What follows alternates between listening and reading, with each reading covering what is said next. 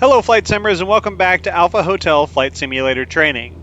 In this video we'll be talking about what to do if your instrument approach doesn't go to plan, the missed approach procedure. We'll look at how a missed approach procedure should be flown, when and why it should be flown, and then we'll demonstrate flying a few in the Cessna 172. As always, if you've enjoyed the content, please don't forget to like the video, share with your friends, subscribe to the channel, and ring the notification bell to be alerted to new content. Before we begin this video, you'll want to be familiar with the basics of instrument flight as well as the basics of instrument approaches. You may also want to view the videos on flying an LPV RNAV GPS approach with the Garmin G1000, flying an ILS with the G1000, and flying a VOR approach that has no final approach fix in the Cessna 172 Classic, as these will be the approaches we'll be demonstrating flying a missed approach procedure out of, and we'll start towards the end of the approach. I'll leave a link to each of these videos in this video's description, as well as a link to the entire instrument flying playlist. So what is a missed approach procedure? The FAA defines a missed approach procedure as a maneuver performed by a pilot when an instrument approach cannot be completed to a landing. It combines a go-around performed on instruments with a specific and precise navigational procedure designed to keep the aircraft clear of terrain and other obstacles. This usually terminates at a missed approach holding fix that keeps the aircraft at a safe altitude and out of the way of other aircraft while the PIC decides the best course of action moving forward. There are numerous reasons a missed approach might need to be executed. The most obvious is if you get to decision altitude or your derived decision altitude or your missed approach point and your required visual references are not in sight. You do not have the field in sight. Then you need to execute the missed approach procedure. Also, if you get the field in sight and then you descend below your DA, your DDA, or you fly beyond the missed approach point and then you subsequently lose the field, then you also need to go missed approach at that point. If you get a full-scale deviation of your lateral or vertical course guidance without the runway environment in sight, you need to go missed approach. And again, on a check ride, you're actually only allowed 3/4 scale deviation before you need to declare a missed approach. Otherwise, the maneuver is considered a bust. If the approach at any time becomes unstabilized, and then if any required component of the approach or onboard equipment becomes inoperative, if you're flying an ILS and suddenly the localizer goes inoperative, either on board your aircraft or on the ground, then it's time to go ahead and execute that missed approach. Anytime it becomes unsafe to continue the approach, and this is just a broad category to give the pilot in command discretion as to when they think things are unsafe. This can be anything from weather moving over the field to somebody landing gear up and taking the runway out of commission to something happening on board your aircraft. Just anytime you feel it is unsafe to continue the approach, you have the authority as pilot command to execute the missed approach. It's also used during training approaches. A lot of times instructors will, instead of having you land out of the approach, just have you execute the missed approach procedure. The go-around portion of the missed approach is performed according to the procedures in the pilot's operating handbook for the aircraft you're flying. And we'll talk about the specific techniques for flying it on instruments in the Cessna 172 in just a little bit. The navigational portion of the missed approach procedure is published in a few different places on the approach plate. It's published as a text procedure in the top right-hand corner of the briefing strip on the approach plate. The lateral route is also displayed as dashed lines on the plan view, and a graphical depiction of the missed approach is published on one of the top corners of the profile view. The procedure may be as simple as climbing straight ahead to a specified altitude and to a given fix to hold, or it may contain multiple elements, including turning at a certain altitude or intercepting multiple courses to get to the holding fix. The most common way to execute a missed approach procedure, particularly during training, is to start it at the decision height, derived decision altitude, or missed approach point. You fly the approach to minimums, don't see or are told you don't see the runway, and you execute the missed approach procedure. But it's important to note that you can execute a missed approach at any time on the final approach segment. If you execute the missed approach prior to the missed approach point on a non-precision approach, however, you want to continue to fly the lateral guidance of the approach to the missed approach point prior to making any turns. You can climb as early as you want, but you need to wait until you reach the missed approach point before making any turns. If the missed approach procedure has a minimum altitude for a turn, don't turn until you're both at the missed approach point and above the altitude specified on the procedure.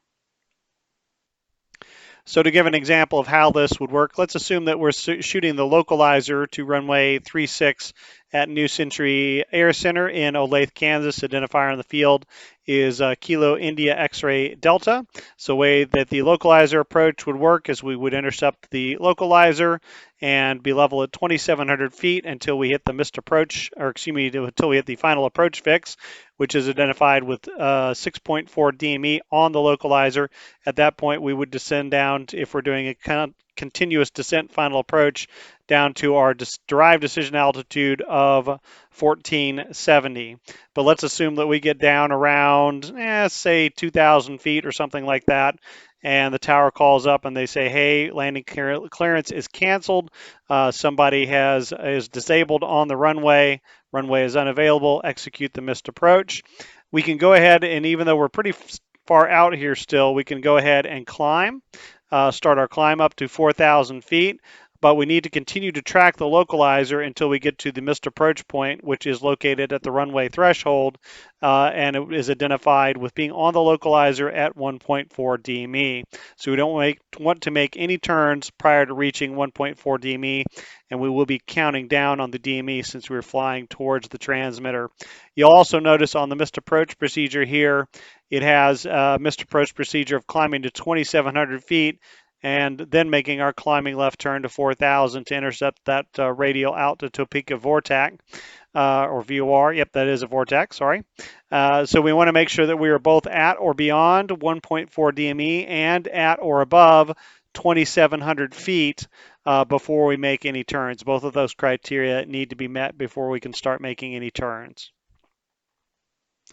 Also remember that if you're executing a missed approach during a circle to land maneuver, you need to make an initial turn towards the landing runway before starting the lateral portion of the missed approach procedure. Most missed approach procedures have a minimum climb gradient of 200 feet per nautical mile. On some instrument approaches, particularly ones in mountainous areas, the required climb gradient may be higher, and if it is, it will be noted with an asterisk at the bottom of the text description of the missed approach procedure. Regardless of whether the climb gradient is standard or non-standard, it's wise to take a glance at the FAA's climb descent table prior to shooting the approach to figure out what sort of climb rate you need at your ground speed to make sure your aircraft can meet the climb gradient on the missed approach procedure. It's also worth noting that in real life, as well as on virtual ATC services like VATSIM, particularly when you're conducting practice approaches during training, ATC can change or amend your missed approach procedure. Usually it's something simple like, in the event of a missed approach, fly runway heading and climb to 3,000 for radar vectors. If they don't amend your instructions, you can assume that you're going to fly the published missed approach procedure, including the missed approach hold, or when you execute the missed approach, they may clear you to fly the missed approach procedure as published.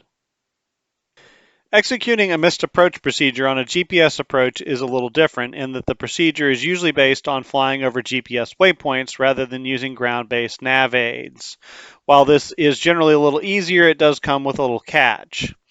Most GPS receivers will suspend waypoint sequencing when you arrive at the runway fix that typically serves as the missed approach point on the approach. This means that the GPS will not automatically sequence to the waypoints on the missed approach procedure, meaning you don't have lateral guidance when it does this. On the Garmin units, this will be indicated by a SUSP annunciation at the bottom of the GPS above the OBS button. In order to get the GPS to sequence to the missed approach procedure, you need to press the OBS button to get the unit out of suspension mode. So before we talk about the technique for flying the missed approach, specifically in the 172, let's talk about some of the things you can do to prepare for a possible missed approach ahead of time. The first and the most obvious is to review and or brief your missed approach procedures so that you do know what's coming. If you do end up having to perform a missed approach, if you can't memorize the whole procedure, it's very important to memorize at least that first heading and altitude. That way, once you get yourself away from the ground and have a little more room, you can go back and review the procedure again to make sure that you're doing the rest of the procedure correctly. But memorizing that first heading and altitude are very important since that's going to be a very high workload phase of the flight. Second is you can set up your nav radios if you're using an old or a ground-based nav aid approach, then you can set your nav radios up for the missed approach by putting the nav radios you're going to need either in the standby for number 1 or in the number 2 radio. That way you can just flip over to those very quickly or even have some guidance already displayed for the missed approach immediately when you execute the missed approach procedure. Third, if you are on an approach with vertical guidance, such as a ILS approach or a LPV type RNAV GPS approach, you can reset your altitude pre-select to the missed approach altitude once you're in approach mode on the autopilot or the flight director. Once you are in approach mode, it doesn't matter what you do with that altitude pre-select. You can move that wherever you'd want and it won't interfere with the approach mode, and then you'll have the altitude set for what you need to maintain once you go missed. And if you're doing a dive and drive where you descend down to the MDA plus your buffer and then level off and fly forward to your missed approach point, once you get down to that MDA plus the buffer and you are in the altitude hold mode, it again doesn't matter what you do with that altitude pre-select, so you can go ahead and set it to the missed approach altitude at that time and it won't affect the altitude hold mode. Unfortunately, if you're doing a constant descent final approach, you can't move the altitude pre-select until you actually start your missed approach procedure. So you're going to have to do that once you have, gotten away from the ground and gotten yourself some distance, then you can go ahead and load that in. No matter what type of aircraft you're flying or what type of approach you're flying on the missed approach, and really in all phases of flight, you have 3 priorities: aviate, navigate, and communicate. You want to fly the airplane first, keep the dirty side down, as they say, and make sure that the aircraft is under control. Navigate, make sure that the aircraft is in the proper position that you want it to be in, and then your final priority is to communicate. Make sure to prioritize those so that you don't start setting radios when you don't have full control of the airplane or have it stabilized in the climb out. And don't try to talk to anybody while you're confused about your position. Just tell them stand by. If you can prioritize those 3 things, then that will make your missed approach and any of your flying go that much easier. So let's talk about the technique for flying a missed approach specifically in the 172. First, we'll check the pilot operating handbook and look at the procedure for a go-around. It is listed as a balked landing. It says throttle full open, wing flaps retract to 20 degrees, climb speed 60 knots. We are not going to go 60 knots. That is pretty slow to be flying your aircraft under instrument conditions. We'll be flying the approach at 70, so initially we'll just maintain 70 knots. It says wing flaps retract to 10 degrees. Until the obstacles are cleared, we won't be able to see the obstacles, so we'll put in another factor there and then retract fully after you reach 65 knots, which will already be at 70 to 74 knots, 74 knots being our best rate of climb speed. So here is the specific procedure we're going to use to do the missed approach in the Cessna 172 in detail. We'll execute all of these missed approach procedures from the decision altitude, the derived decision altitude, or the missed approach point. We'll set the weather low enough that we won't be able to see anything, and then we'll arrive at that point and need to make that decision to go ahead and initiate the missed approach. So the first step is to initiate the missed approach. We'll do that by disconnecting the autopilot if we have it on. Smoothly applying full power, pitching to maintain 70 knots. Should be probably just under 10 degrees to maintain 70 knots in our current configuration. And then we'll go ahead and retract the flaps to 20 so that the aircraft will climb. All of this should happen pretty much simultaneously. Pop the autopilot off, push in full power, pitch up to that 8 to 10 degrees of pitch, and retract the flaps to 20 and get the airplane climbing. Next, once we're established with a positive rate of climb, we're good and steady, showing a positive rate of climb on both the VSI and the altimeter. We'll go ahead and retract the flaps to 10 degrees. We'll pitch to maintain 74 knots. So probably holding about that 8 to 10 degrees will allow us to accelerate to 74 knots. And that, of course, is our best climb speed. And that's what we'll climb out at. And then we'll start to think about and comply with the lateral portion of the missed approach procedure. Usually they don't have you doing turns below about 500 feet AGL or so, but we might be up at that altitude about this time, so we need to start looking and thinking about what we need to do laterally with the airplane to comply with the navigational procedure. Once we're stabilized at VY, we'll go ahead and bring the flaps up. We'll pitch to maintain 74 knots, again, our best climb speed, and we'll trim the airplane out to maintain that best climb speed, best climb speed. And in real life, you would declare a missed approach with air traffic control, so I will mention that. And we would set the flight director mode if it is still on, as we would like to have it. Usually what I would do at this point is probably it's going to be in a roll hold mode because it's probably disconnected from the lateral guidance. So I would probably put it in a heading mode, and I would probably select flight level change. I'll mention that at the beginning of the approach, I said disconnect the autopilot. It's not a bad idea to disconnect the flight director, but I find that difficult to do.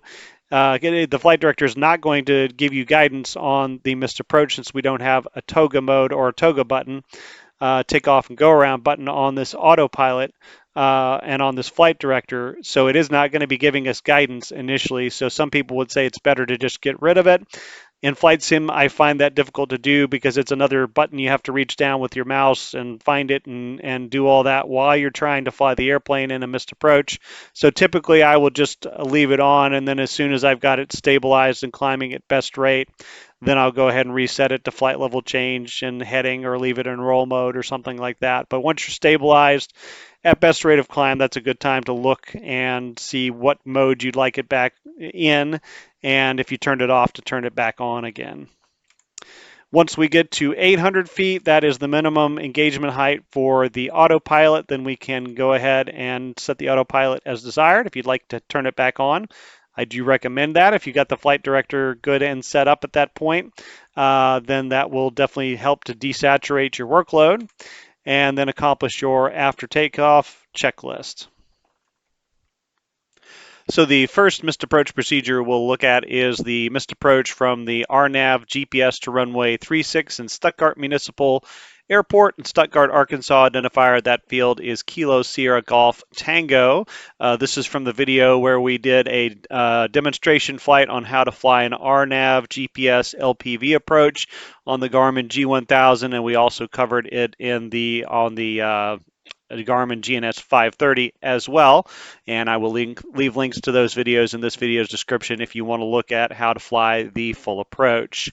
The scenario here is that we are inside of the final approach fix. It is an LPV approach, so it does have vertical guidance. We will be in the approach mode. We'll have our missed approach altitude set.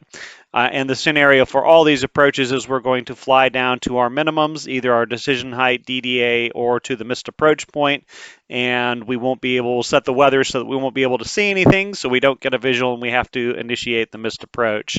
So our DDA on this approach, 474, it's a decision height on this approach.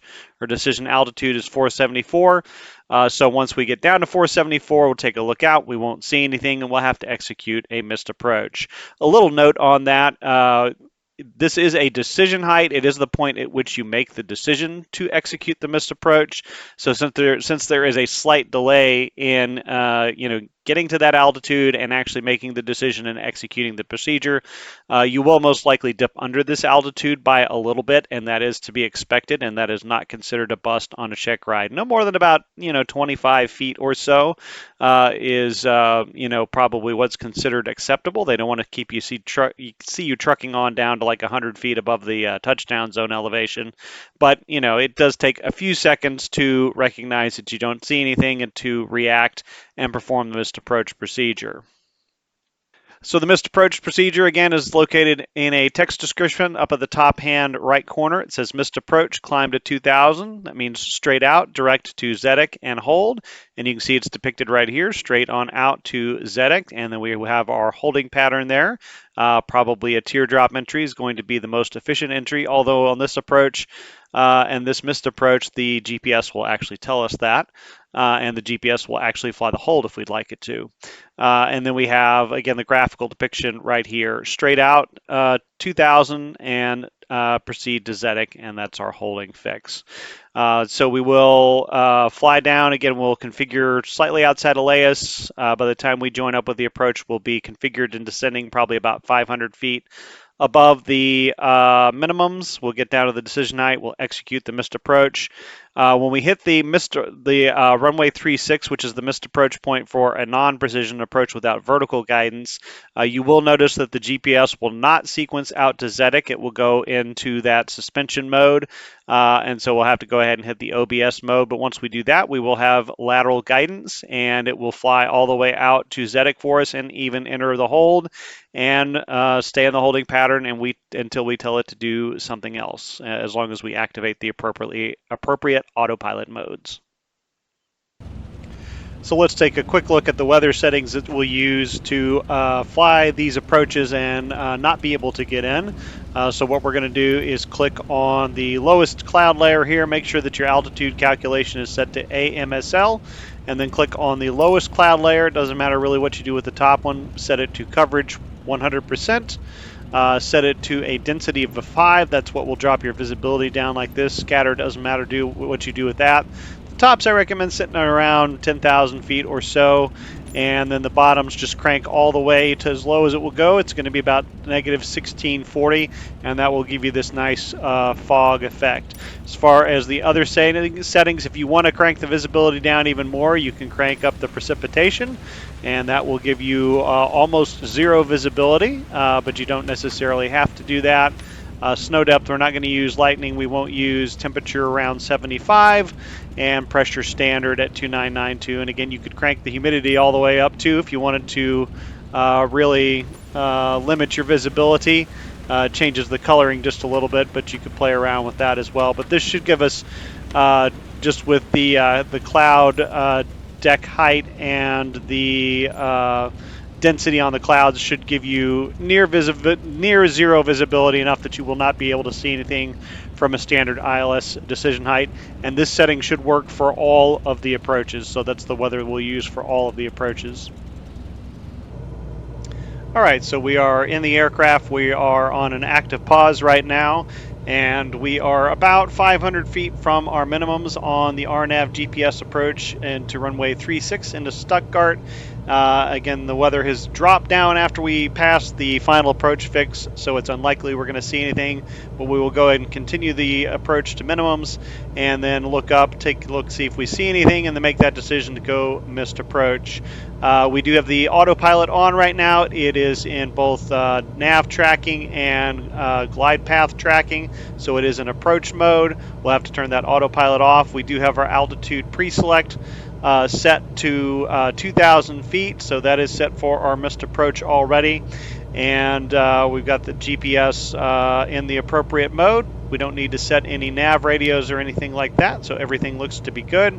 We need to remember that once we get to that missed approach point, that runway 36 waypoint right there, that it will suspend sequencing, and we do need to reach down and press the OBS button to get it out of the suspension mode. So let's go ahead and shoot the approach and show you what a missed approach procedure looks like. Pretty straightforward, simple missed approach procedure from an RNAV GPS approach. Okay, so now we're flying, again coming through about 500 feet from our minimums, about 700 feet above the ground. You can see we're fully configured with the before landing checklist complete. Again, our altitude pre-select is set there. We should see the minimums, which I've set down there, start to come up off the bottom of the tape here in just a second.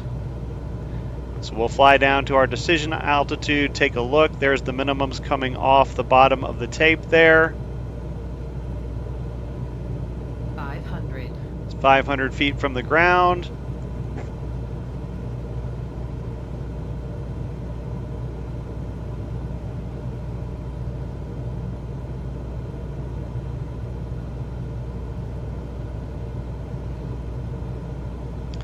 There's 100 feet from minimum, so I'll go ahead and take a look outside. I don't see anything. Waiting 100 more feet to go ahead and execute that missed approach.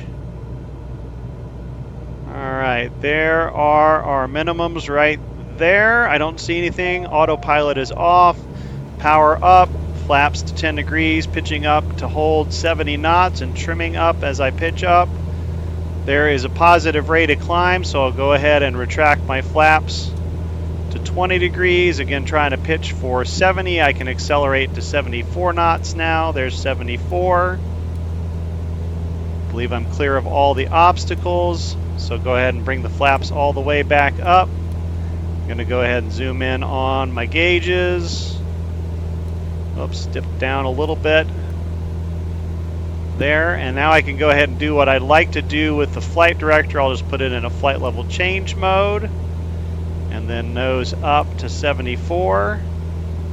Here's my 74. Try to stay on that heading. I've gone into suspension mode, so I'll go ahead and get it out of suspension mode. You can see it automatically stayed in the GPS tracking mode, so it is giving me good guidance now.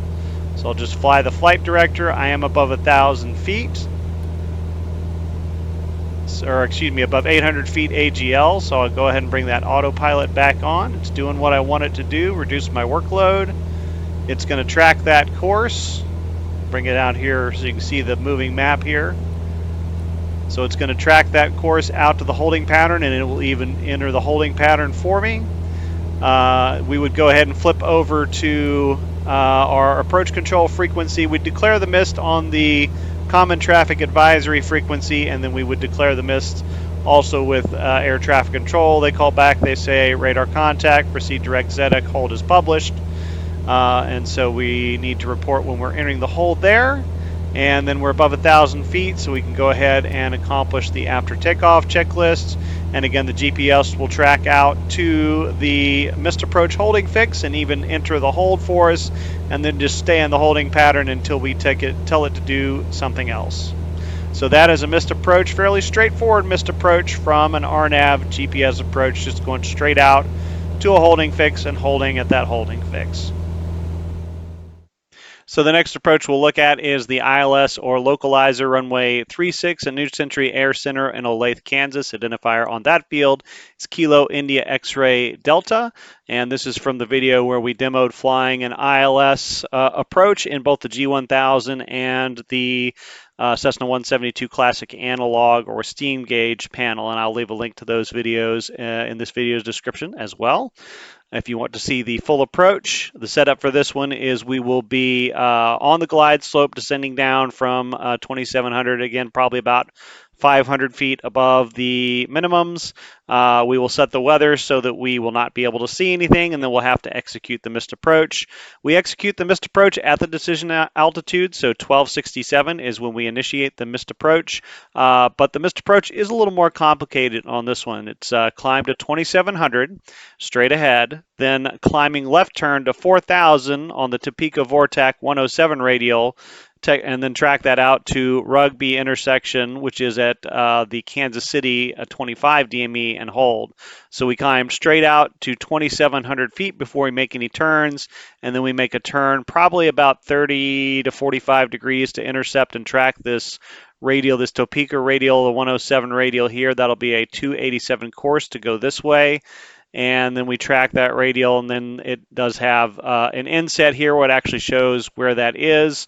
Here is Rugby intersection, and then we track that out there and enter the holding pattern from there. So that's going to be a little more complicated. We're going to want to set up probably Topeka VOR in our probably number one nav standing by, and then once we execute the missed approach and get stabilized in the climb out, we'll want to throw that in number one and dial that 107 degree, or excuse me, the 287 degree course in there so that we have something to intercept and track. And then in number two, we'll want the Kansas City VOR in there. We can identify this intersection with the intersection of the 107 and the 223 degree radials. And then again, it's also 25 DME from Kansas City VOR.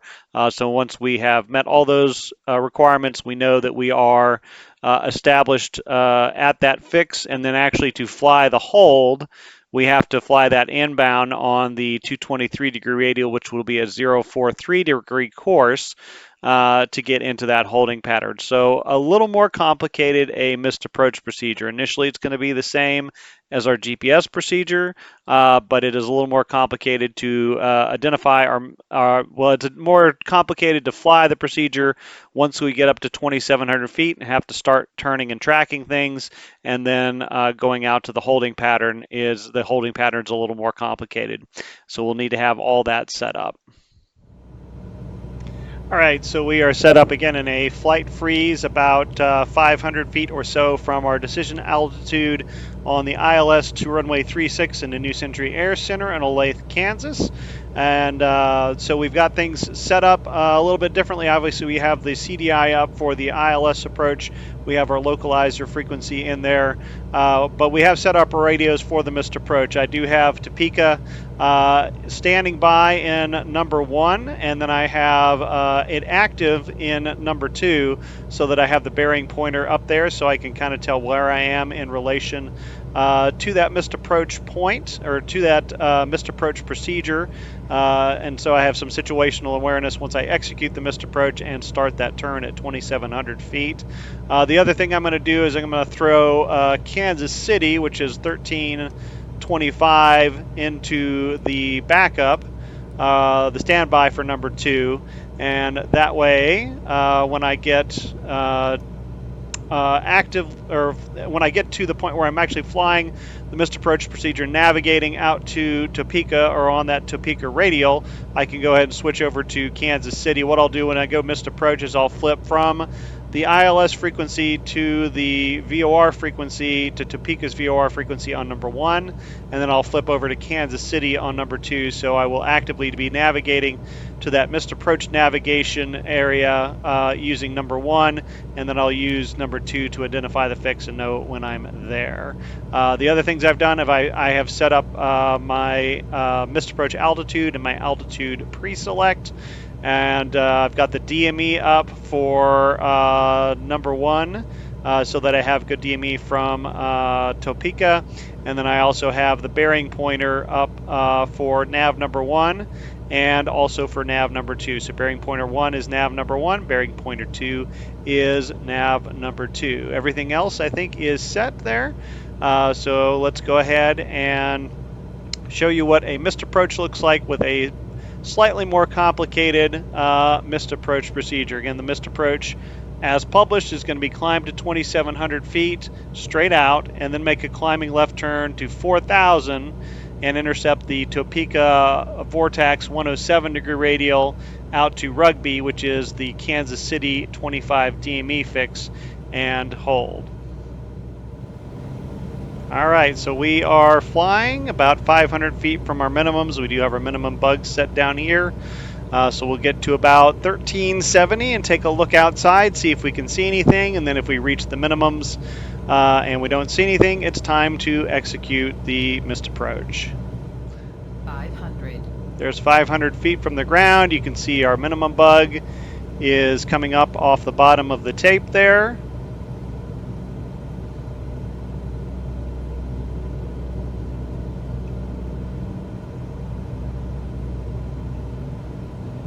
Alright, there is 100 feet to minimums. I'll go ahead and take a look outside. I have nothing. I'm looking for the decision altitude of 1270, 1267. And there it is right there. Negative visual going missed, autopilot off, full power, pitching up, flaps to 20. Holding about 70 knots. There's a positive rate of climb. Go and bring the flaps to 10 degrees. Start pitching for 74 knots, and we're just climbing straight ahead to 2,700 feet before we have to worry about doing anything else.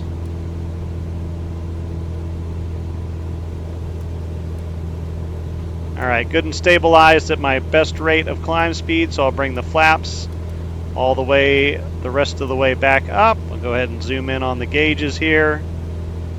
Getting a little fast, so I need to pitch up a little bit more.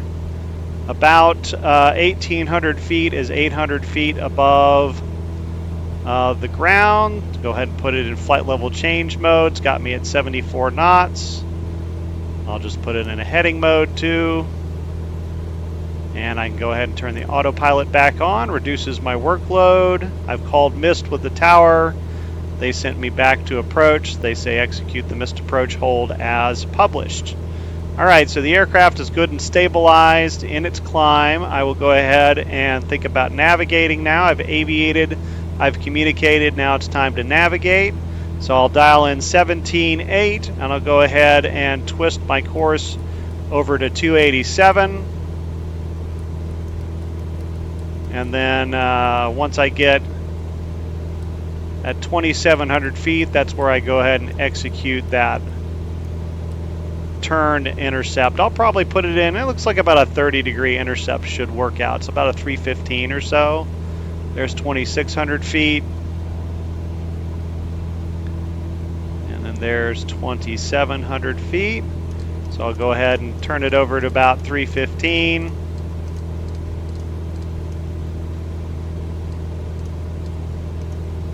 It doesn't give you a real specific heading on the missed approach, and I am 35 miles away from the VOR, so this is going to be very slow to come in. I may do about a 45-degree intercept actually to go ahead and get on onto that radial before I get too far out there. There's 1,000 feet to go for my missed approach altitude.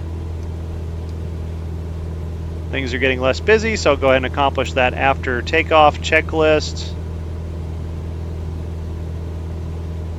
And I'm also going to go ahead and dial up Kansas City in number 2. So now I'm just waiting for that needle to center up. And then I can track the VOR out to the intersection of the Kansas City or the Topeka 017 degree radial. Oops, got that dialed in there a little incorrectly. And the 25 DME fix from Kansas City, which is on the 223 degree radial. So I'm looking for the tail of the needle here to rise up to 223. That tells me that I'm at the holding fix. Got about a half scale deflection. Again, I'm about 30 miles away from the station, so the needle is going to move really slow. I've got, all right, so we're leveling off at 4,000 feet. They've told us execute the missed approach procedure as published and report established in the hold. Get to 105, we can go ahead and cruise out the aircraft, perform our cruise checklists, and then it's just a matter of tracking the radial out to the cross intersection of the other radial and then getting established in the holding pattern. So that is a missed approach when we have a slightly more complicated missed approach procedure. You just fly the steps in order. The most important thing is to get the aircraft away from the ground, usually straight ahead. And then once you've got it good and stabilized in a climb, moving away from the field, then you start to think about the navigational procedure and just follow the steps on the chart. So the last approach that we will look at flying a missed approach out of will be the VOR to runway 36 at Ocala International in Ocala, Florida. The identifier on that field is Kilo Oscar Charlie Foxtrot. And this was the video where we demonstrated how to fly a VOR approach that has no final approach fix. This missed approach will be just a little bit different. Again, I'll leave a link to that video in this video's description if you want to see how to fly the full approach. Because this one, if you remember, we hit the VOR to fly the approach. We hit the VOR. We tracked outbound on the 174 degree radial for 2 minutes. We came out, we did the procedure turn, got turned around, and then once we're established on the inbound approach course, since there is no final approach fix, you descend down to the MDA plus a buffer, MDA 640 feet. So we used a buffer of 700 feet. We just rounded up to the next 100 feet. And so this is a dive and drive type approach where we descend down to the MDA, we level off, and then we fly forward until we hit the missed approach point. And in this approach, the missed approach point is the Ocala VORTAC. So once we get the flip from the to to the from, we know we've hit the VOR, the VORTAC, and that's where we execute our missed approach. It's also different because we're not initiating the missed approach at an altitude, but a geographic point. So we're in a level flight configuration, steady state level flight, have a little more energy than we do when we're in a descent. So that's just a little bit different. Missed approach procedure is going to be the same though. And then our missed approach text procedure says climb to 2000 on the Ocala VORTAC 355 degree radial to Jodan intersection, which is at the Ocala VORTAC 16 DME, and then hold at that intersection. And it has that straight out here depicted there. It's just 1 degree over from our inbound course. Our inbound course was 354 on the 174 degree radial, so we can just tick that one to the right as we cross the VORTAC, and we've got good lateral guidance for flying out on the missed approach. And then it has the missed approach hold depicted right here. Looks like we could do a teardrop entry on that one, and that will be pretty straightforward. You'll also notice that there's a graphical depiction down here on the left-hand side of the profile view. It says straight out to 2000 on the Ocala radial 355, go to Jodan, which is at the Ocala 16 DME fix.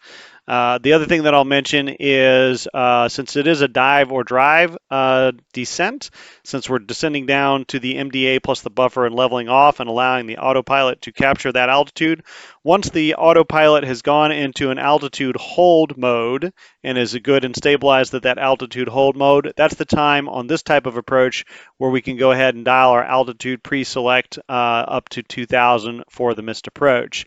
Unlike the ILS or something with vertical guidance, we can't do that in the descent. We have to wait until we're leveled at the end of the descent to do that.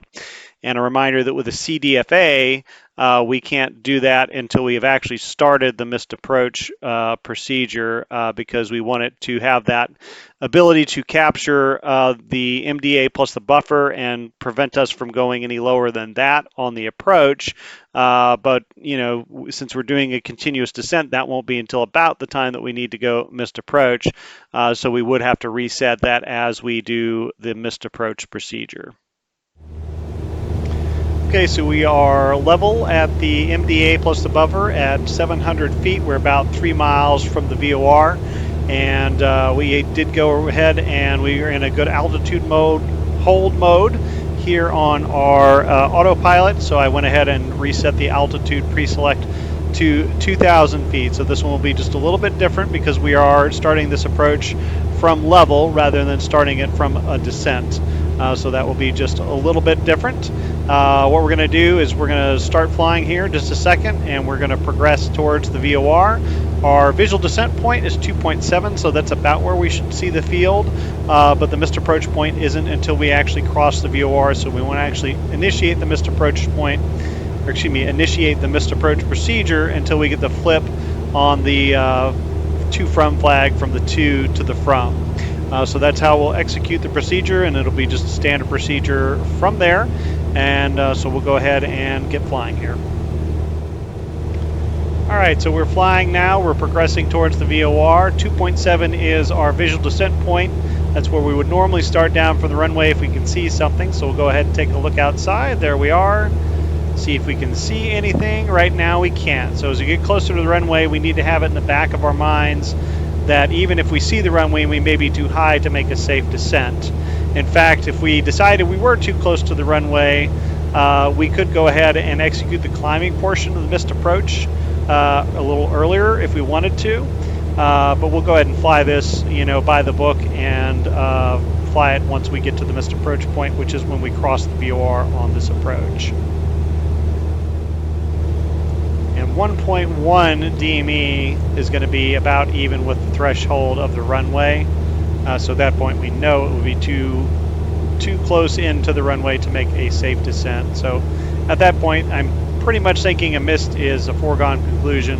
But again, we'll go ahead and fly at the MDA plus the buffer out to the crossing the VOR. We'll wait till we get that flip on the to from flag from the to the from, and then we'll execute the missed approach from there.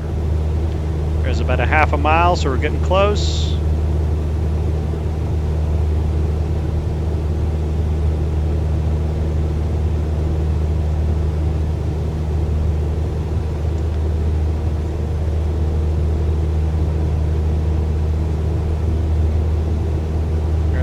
1, still nothing in sight. And there's the flip, so autopilot off, full power, flaps up 1 notch, and pitch. Have to be a little more gentle with the pitch on this one just because you don't have a very big attitude indicator, but you do want a positive climb going there. All right, so we're positive climb. We'll go ahead and bring the flaps to 20. I'm going to zoom in on the instruments here so I can see things a little bit better. Pitching for about 74, trimming to maintain the 74. We've got a good stabilized climb at 74 going here, so we'll go ahead and pull the rest of the flaps up. It's about 8 degrees or so seems to be what gives us 74 on this airplane. We'll reach over and twist this to 355. That's our guidance there. Go ahead and turn and make sure we get on that. Now we're just climbing up to 2,000 feet, leveling off the airplane, and then tracking out to 16 DME. We're above 1,000 feet, so we could throw the autopilot back on at this point. And we also need to accomplish the after takeoff checklist, and then it's a matter of just tracking that radial out to the 16 DME fix and entering that holding pattern, and then deciding what we want to do next. So that's what it looks like to fly a missed approach in the 172 with the analog panel, and what it looks like to fly the approach from level at an MDA rather than from descent. So when should you consider yourself proficient at performing missed approach procedures? The standards are in the Airman Certification Standards for the Instrument Rating Airplane. It's Area of Operation 6, Instrument Approaches, Task C, Missed Approaches. They expect you to promptly initiate the missed approach procedure and in the real life report it to ATC when you reach your decision altitude, your derived decision altitude, or your missed approach point. Apply the appropriate power setting for the flight conditions, which in the 172 is going to be full power, and establish a pitch attitude necessary to obtain the desired performance. Configure the airplane in accordance with the manufacturer's instructions and establish a positive rate of climb and accelerate to the appropriate airspeed for that climb, plus or minus 10 knots, and that's going to be for us VY, 74 knots, plus or minus 10. Comply with the published or alternate missed approach procedure. They expect you to, once you get that climb going, be able to navigate by yourself out to the missed approach holding fix, and then maintain your heading or your course or bearing as appropriate for the missed approach procedure, plus or minus 10 degrees. And once you level off at that most missed approach altitude, be able to maintain that altitude plus or minus 100 feet. That concludes this video. Hopefully it's given you the knowledge and skills you need to successfully fly a missed approach procedure on your own. Again, if you've enjoyed the content, don't forget to like the video, share with your friends, subscribe to the channel, and ring the notification bell to be alerted to new content. Thanks for watching, and we'll see you next time.